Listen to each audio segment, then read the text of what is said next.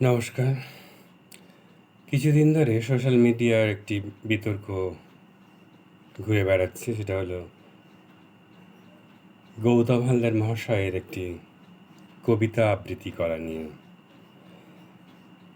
সব রকম শিল্পীদের নিজস্ব একটা স্টাইল থাকে, তো সবারই হয়তো আলাদা আলাদা। সেরকমই হয়তো গৌতম হালদার মহাশয় করেছেন, কিন্তু সেই বিতর্ক চলছে। সেই বিতর্কের মাঝে আমি সেই কবিতাটি একটু আমার মতো করে পড়ে শোনাচ্ছি। কবি জয় গোস্বামীর মালতীবালা বালিকা বিদ্যালয়। বেণীমাধব বেণীমাধব তোমার বাড়ি যাব, বেণীমাধব তুমি কি আর আমার কথা ভাবো। বেণীমাধব মোহনবাসী তমাল তরুমূলে বাজিয়েছিল, আমি তখন মালতী স্কুলে। ডেস্কে বসে অঙ্ক করি, ছোট্ট ক্লাস ঘর, বাইরে দিদিমণির, পাশে দিদিমণির বর।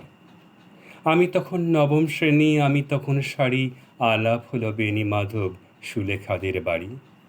বেণীমাধব বেণীমাধব লেখাপড়ায় ভালো, শহর থেকে বেড়াতে এলে আমার রং কালো। তোমায় দেখে এক দৌড়ে পালিয়ে গেছি ঘরে। বেণীমাধব আমার বাবা দোকানে কাজ করে। কুঞ্জে অলি গঞ্জে তবু ফুটছে মঞ্জুরি, সন্ধ্যাবেলায় পড়তে বসে অঙ্কে ভুল করি। আমি তখন নবম শ্রেণী, আমি তখন 16। ব্রিজের ধারে বেণীমাধব লুকিয়ে দেখা হল। বেণীমাধব বেণীমাধব এতদিনের পরে সত্যি বলো, সেসব কথা এখনো মনে পড়ে? সেসব কথা বলেছ তুমি তোমার প্রেমিকাকে? আমি কেবল একটি দিন তোমার পাশে তাকে দেখেছিলাম আলোর নিচে। অপূর্ব সে আলো, স্বীকার করি দুজনকেই মানিয়েছিল বেশ ভালো। জড়িয়ে দিল চোখ আমায়, পুড়িয়ে দিল চোখ।